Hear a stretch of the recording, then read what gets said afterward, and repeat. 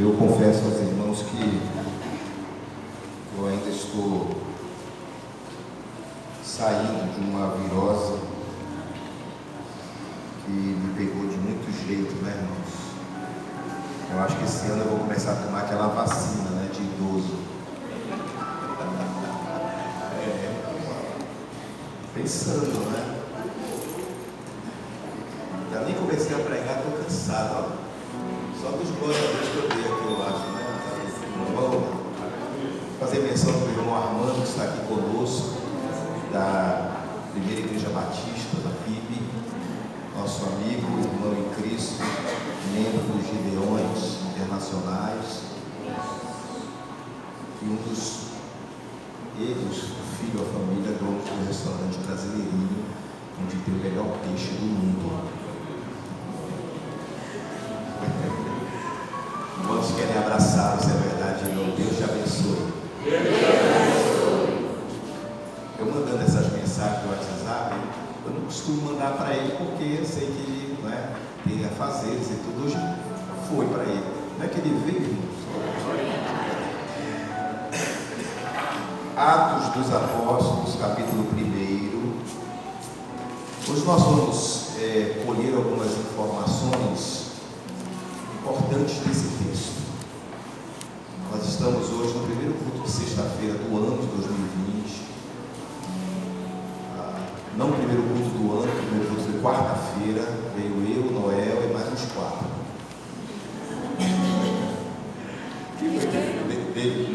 David, que nem falta tudo, não veio. Quem veio, não é? Veio eu, Noel. Até esqueci os que vieram, né? Porque tanta gente que veio. Umas 6 pessoas, 8 pessoas, com chuva. E primeiro dia do ano, né? O pessoal tudo levantou também, né? Mas eu quero falar um pouco sobre quais as nossas prioridades para o ano de 2020. É certo, irmãos, que quando a gente inicia um ano, a gente faz uma lista de prioridades, ou de desejos, ou de metas que nós pretendemos alcançar até o dia 31 de dezembro. A pergunta é: essas prioridades, elas estão corretas na nossa vida? É a primeira pergunta que eu gostaria de deixar com os irmãos. Essas prioridades, elas estão corretas? Porque o nome já está dizendo prioridades. Então, prioridade é aquilo que está em primeiro lugar, ou como prioritário para nós. Se não, irmãos, nós vamos perder tempo com aquilo que não é prioridade. É por isso que muitas pessoas começam um ano cheio de projetos, sonhos, desejos, e quando chega ao final do ano, quando faz o balanço, percebe que não alcançou 10% daquilo que focou, ou daquilo que priorizou, porque eram prioridades erradas, e sendo prioridades erradas, elas, na verdade, nos fizeram perder tempo em cima daquilo que não era importante para a nossa vida. O texto que nós vamos ler, ele retrata o último contato de Jesus com seus discípulos. Atos capítulo 1, diz assim: em meu primeiro livro, eu vou ler na versão NVT, mas está aberta aqui no meu celular outra versão.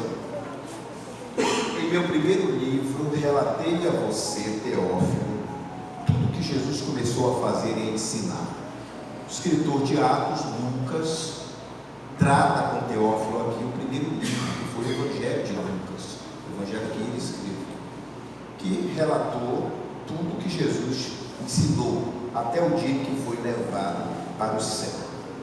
Depois de dar a seus apóstolos escolhidos mais instruções por meio do Espírito Santo. Aqui começa no verso 3 o texto que eu quero ler com vocês. Diz assim: durante os 40 dias após seu sofrimento e morte, Jesus apareceu aos apóstolos diversas vezes. ele lhes apresentou muitas provas claras de que estava vivo, lhes falando sobre o reino de Deus. Certa ocasião, enquanto comia com eles, deu-lhes a seguinte ordem: não saiam de Jerusalém até o Pai enviar a promessa, conforme eu lhes disse antes. João batizou com água, mas dentro de poucos dias vocês serão batizados com o Espírito Santo. Verso 6. Então os que estavam com Jesus lhe perguntaram: Senhor, será esse o tempo em que restaurará o reino a Israel? Ele respondeu: o Pai já determinou o tempo e a ocasião para que isso aconteça. Não cabe a vocês saber. Só até o verso de número 7.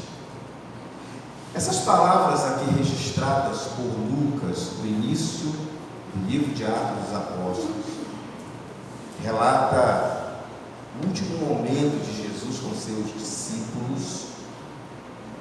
Traz algumas revelações, algumas palavras importantes para todos nós.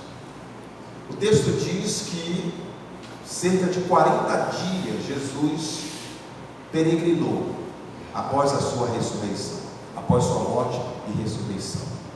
Apareceu aqui, sumia, aparecia ali, sumia, como apareceu no caminho de Emaús, como apareceu ali para Tomé, quando Tomé não acreditava, se você não creu, pode tocar, e bem-aventurados são aqueles que não me viram, não presenciaram isso, mas vão crer em mim.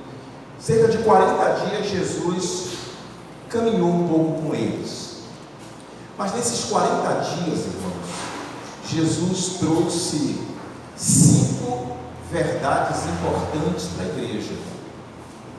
Por incrível que pareça, nessas poucas palavras que Lucas registra em Atos, capítulo 1, verso 3 ao 7, são palavras que foram ditas para os discípulos que estavam dando início à igreja, porque a partir daqueles 40 dias, se você continuar lendo o texto, você vai perceber que Jesus vai sendo assunto aos céus, e eles ficam olhando Jesus subindo e indo embora.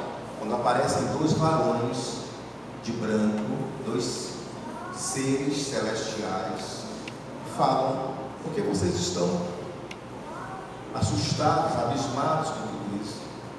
Mesmo Jesus, que vocês estão vendo subir, um dia ele vai descer da mesma forma como ele está subindo. Mas foram 40 dias marcantes. Não seria a mesma coisa se Jesus não tivesse passado esses 40 dias com os discípulos. Se Jesus foi morto, ressuscitou, e tivesse sido assunto aos céus, não seria a mesma coisa. Porque esses 40 dias Jesus trouxe algumas verdades importantes na vida dos discípulos e que deveria ser passado para a igreja. Primeira delas, eu gostaria de trazer essas 5 prioridades que estão nesse texto. Eu entendo que se a gente priorizar essas 5 verdades que nós vamos tratar hoje, todas as outras coisas poderão ser muito bem sucedidas na nossa vida. Se nós dermos atenção a essas 5 verdades que Jesus trata com os discípulos, nós vamos entender que todas as outras poderão ser muito bem apreciadas por nós e conquistadas por nós, porque essas 5 aqui são as mais importantes que eu vejo. Primeiro, Jesus disse assim, Lucas narrando disse assim: durante os 40 dias após seu sofrimento e morte, Jesus apareceu aos apóstolos diversas vezes e lhes apresentou provas irrefutáveis e claras que estava vivo. A primeira verdade desse texto, irmãos, é que nós precisamos ter uma fé viva num Cristo ressurreto. Diferentemente de todos os outros homens que se levantaram nesta terra, só Jesus Cristo está vivo e ressurreto. Nossa fé precisa estar firmada num Cristo vivo, não num Cristo morto. Deixa eu dizer uma verdade a todos vocês: cristianismo não existe, não existiria e não existe se nós não crermos num Cristo vivo, num Cristo que tem todo o poder nos céus e na terra, num Cristo que venceu a morte, que foi ao terceiro dia, passou pela cruz, passou pelo Calvário, passou pela via dolorosa, passou pela via crucis, foi à cruz, sofreu, padeceu, pagou o meu pecado, o seu pecado, mas ao terceiro dia, a palavra de ordem no mundo espiritual foi dada para que ele deixasse o sepulcro e fosse um Cristo vivo. Durante 40 dias, Jesus se preocupou em reforçar a ideia de que os discípulos, ainda que com a ausência dele, depois que ele subisse, os discípulos poderiam ficar tranquilos de que Jesus estava vivo no coração deles. Eu acredito, irmãos, que sem esta fé viva, nós somos meros cristãos derrotados. Você quer começar o ano bem? Comece alicerçado na palavra de que Jesus está vivo, e que se Ele está vivo e ressurreto, Ele pode fazer tudo por você. Eu acredito que se Ele está vivo, Ele vai passar todos os dias deste ano do teu lado. Se Ele está vivo, não haverá um momento sequer, um dia sequer, uma semana sequer, um mês sequer, uma hora, um minuto, um segundo sequer, em que Jesus não esteja do teu lado para te ajudar e te acompanhar nesta jornada no ano de 2020. Se Ele está vivo, eu estou afirmando a você que nos momentos difíceis Ele vai estar ao teu lado, que nos momentos da lágrima Ele vai estar do teu lado, que nos momentos da prova Ele vai estar do teu lado, que nos momentos difíceis Ele vai estar do teu lado, porque Ele está vivo e nós cremos e servimos no Jesus ressurreto. É lógico, irmãos, que esta palavra de Jesus aos discípulos, ela foi de fundamental importância, porque muitos naquela época se levantavam dizendo que era Jesus. Você sabe que quando houve aquele movimento da igreja, um dos homens mais sábios naquela época, Gamaliel, se levantou e disse: não se preocupe com esse movimento, se for de Deus vai permanecer, se não for vai parar. Aí vocês lembram, ele cita o nome de uns 2 ou 3 que vieram, passaram e movimentaram as águas. A diferença é que o nosso Cristo, Ele movimenta as águas, elas ficam em movimento o tempo todo, constantemente na vida do crente. Se Ele é vivo e se Ele está vivo, e se a nossa fé está firmada em Cristo ressurreto, a sua presença, ela é real na minha vida e na sua vida. Eu estou dizendo isso, irmãos, porque uma fé morta não gera nada. Uma fé morta, ou em alguém morto, não gera absolutamente nada. Mas se a minha fé e a sua fé está firmada no Cristo que está vivo, Talvez você esteja dizendo: pastor, eu escuto isso desde quando eu aceitei a Cristo. Eu não estou só simplesmente falando, eu quero que esta palavra gere fé no teu coração. Porque nós sabemos que Jesus está vivo e ressurreto, mas nossas atitudes, muitas vezes nosso comportamento diante das provas, diante das lutas, contradiz aquilo que nós falamos.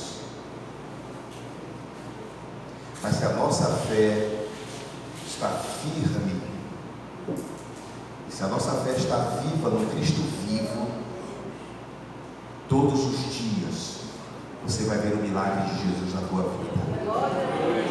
Quando você acordar, você vai ver o milagre de Jesus na tua vida, porque Ele está vivo para te dar vida, para você respirar o ar que você está respirando. Deixa eu dizer uma palavra profética para você esta noite. Se o teu Cristo está vivo e vive para todo sempre, eu posso afirmar a você esta noite que não há luta, não há provação, não há tribulação e não há prova maior do que o Cristo vivo que você serve. Eu já digo com inspiração tão gloriosa e maravilhosa o hino de nossa harpa cristã 545, que diz assim: porque Ele vive, posso crer no amanhã. Quantos podem crer no amanhã? Sabe por que você pode crer no amanhã?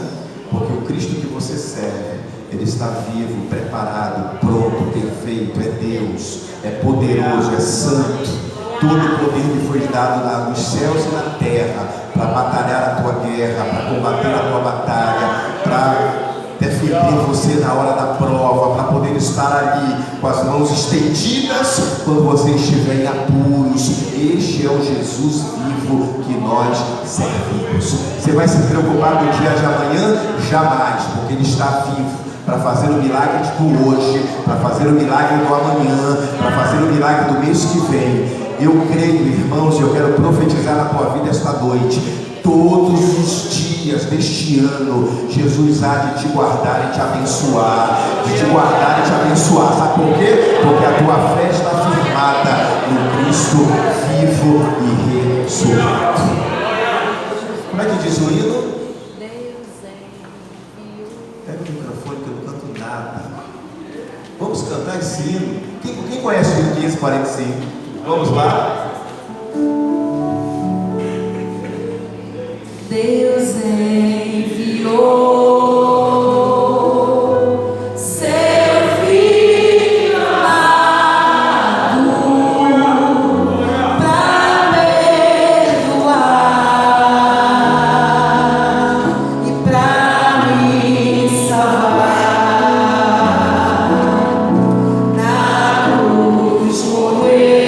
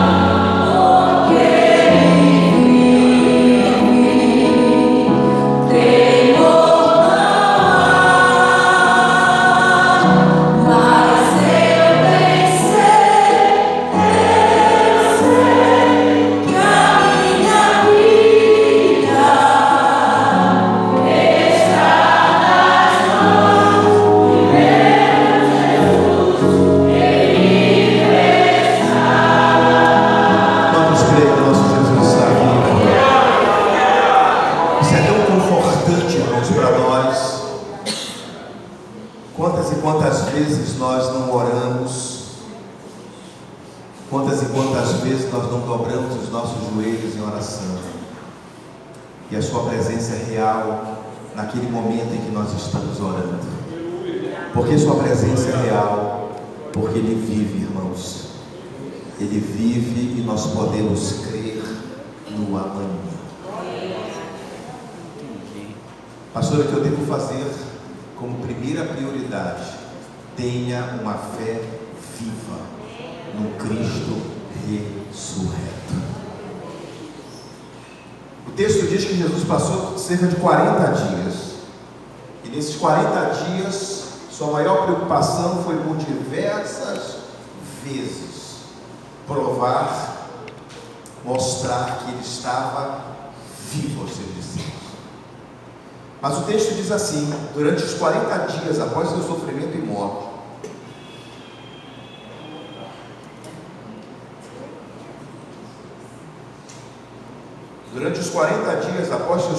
e morte, Jesus apareceu aos apóstolos diversas vezes e lhes apresentou provas claras de que estava vivo e lhes falou do reino de Deus.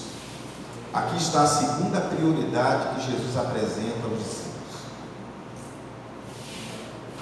Eu fico pensando, Jefferson, que Jesus, quando apareceu aos apóstolos, por 40 dias ele fez aparições. Aqui e ali ele aparecia, sumia, aparecia. Os discípulos ficavam agoniados, alegres, e ele aparecia de novo.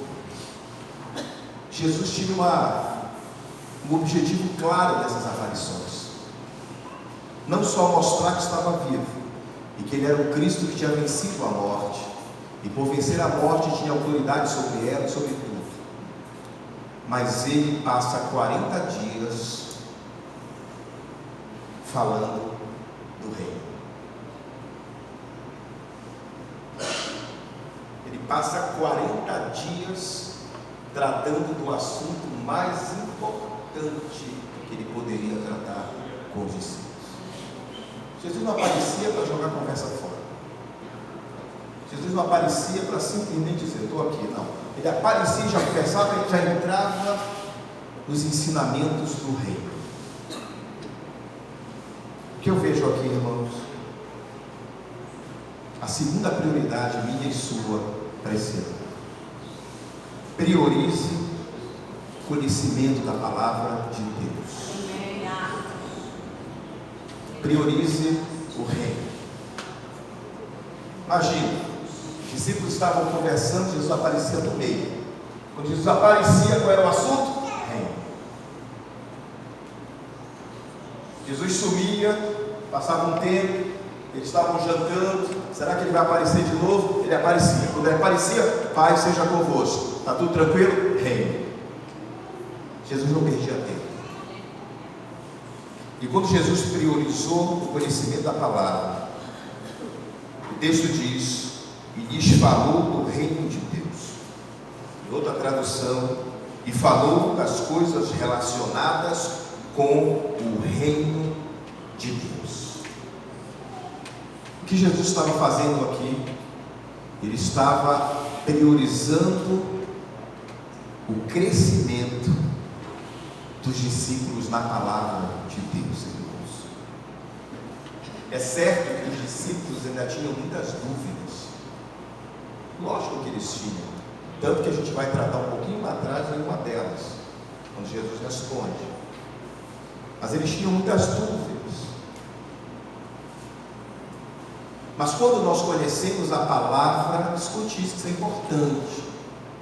Porque tem muita gente perdida, tem muita gente com muitas dúvidas sobre o reino de Deus e sobre o que Deus quer para a pessoa, para você. Porque não conhece a palavra, irmãos. Quando você prioriza a palavra, você começa a entender o propósito de Deus para a tua vida. Olha, irmãos, a palavra ela tem resposta para tudo. O próprio Senhor falou: conheçam a mim e prossigam em conhecer. A palavra de Deus diz: vocês erram porque vocês não conhecem as Escrituras, nem o poder de Deus. Quando você tem conhecimento, escute, isso é importante. Quando você tem conhecimento da palavra, você passa a entender o propósito de Deus para você. Sabe aquele crente perdido que passa o ano todo e não sabe o que Deus quer para ele? Ele não conhece a palavra de Deus. Quando você conhece a palavra de Deus, quando você prioriza o conhecimento da Bíblia, quando você prioriza o conhecimento do reino, você tem 3 entendimentos importantes. Primeiro, você sabe que você é tudo aquilo que a palavra de Deus diz que você é. Segundo, você pode tudo aquilo que a palavra de Deus diz que você pode. E você tem tudo aquilo que a palavra de Deus diz que você tem. Nós conquistamos, irmãos, porque muitos crentes não têm esse conhecimento espiritual. Quando Jesus morreu na cruz, e que Ele deu o grado de vitória na sua ressurreição, nós conquistamos vitórias, nós conquistamos coisas que muitos crentes não têm entendimento disso. Quando você conhece a Bíblia, você sabe o potencial que você tem e conhece o Deus que você serve. Jesus passou 40 dias falando do reino, passou 40 dias dando orientações da palavra, reforçando tudo aquilo que ele tinha durante 3 anos ensinado aos seus discípulos. Comece na palavra esse ano. Pastor, eu tenho grandes dúvidas. Vá para a palavra. Leia a palavra. A Bíblia é um livro espiritual, irmãos, não é um livro comum. Quando você estiver lendo, Deus vai te dar a direção que você precisa. Pastor, eu tenho muitas dúvidas. Leia a Bíblia. Ela vai tirar todas as dúvidas que você tem. O problema é que nós não valorizamos isso aqui. Não reconhecemos isto aqui com a autoridade que ela merece. Tudo que Jesus quer durante este ano é estreitar o relacionamento dele contigo na palavra.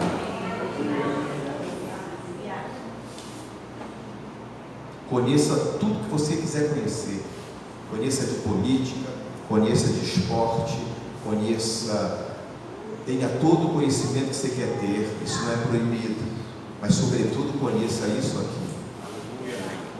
A Bíblia diz: conhecereis a verdade, e a verdade vos libertará.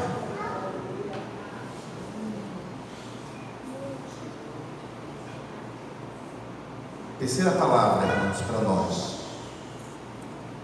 Durante os 40 dias após seu sofrimento e morte, Jesus apareceu aos discípulos, aos apóstolos, diversas vezes.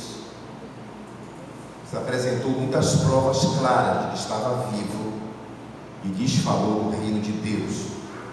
Certa ocasião, enquanto comia com eles, diga comigo, comia com eles. A outra tradução diz assim: os quais também, depois de haver padecido, se apresentou vivo com muitas provas infalíveis, aparecendo-se por espaço de 40 dias lhe falando das coisas concernentes ao reino de Deus. Estando com eles, ordenou-lhes que não se ausentassem de Jerusalém. Estando com eles, a minha tradução é melhor, da NVT, diz assim: certa ocasião, enquanto comia com eles, ou comendo com eles, disse. Qual é a ideia que você tem quando você come com alguém? Hein? Companheirismo. Se tem um momento que a gente mais fala é quando está comendo com alguém, conversando, né? Comunhão. Exatamente.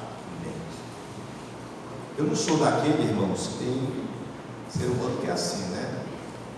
Uma vez eu fui comer com um amigo, mano, passou 10 minutos sem falar nada, só remando.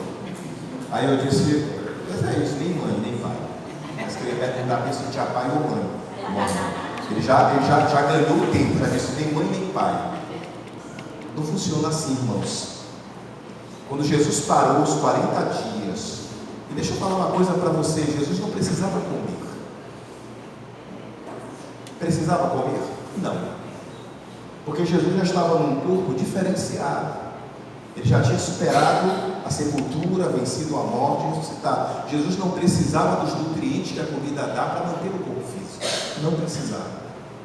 Mas por que ele comia com os discípulos? Porque Jesus estava querendo ensinar, reforçar comunhão com os seus discípulos. E Jesus, o que mais Jesus fez foi isso. Irmãos, Jesus estava ressuscitado, num corpo diferenciado, já de glória, diferente, porque tinha vencido a morte, não precisava comer, mas ele participava das refeições. E diga-se de passagem, Jesus gostava de aparecer na hora do peixe e do pão. Não é? Por quê? Por quê? É uma boa pergunta para a gente responder. Porque o Senhor Jesus queria fortalecer a comunhão com eles. Irmãos, cristianismo é relacionamento. Se você não consegue se relacionar com ninguém, você está no lugar errado.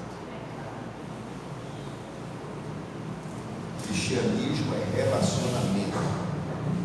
João capítulo 13, verso 35, tem um texto maravilhoso. João 13, 35 diz assim, ó: assim como eu os amei, vocês devem amar uns aos outros. Seu amor uns pelos outros provará ao mundo que vocês são meus discípulos. Olha, irmãos, qual é a maior prova que a gente pode dar para o mundo que nós somos discípulos de Jesus? Pelo texto que eu li de João 13, 35. Qual é a maior prova que eu, como cristão, Alexandre, Jefferson, David, qualquer um, como cristão que somos, qual é a maior prova que a gente pode dar ao mundo de que nós somos cristãos? Amando uns aos outros. E só se ama se relacionando. Pastor, mas eu não suporto aquela irmã. Você vai ter que suportar em nome de Jesus. Pastor, eu não engulo. Vai ter que engolir em nome de Jesus. Ore que Jesus põe amor no teu coração pela pessoa. Não, eu falo com qualquer um, menos com aquele. Irmãos, eu superei a maior das dores do amor: abraçar um ministro ou um flamenguista. Flamenguista na igreja ali. Oi?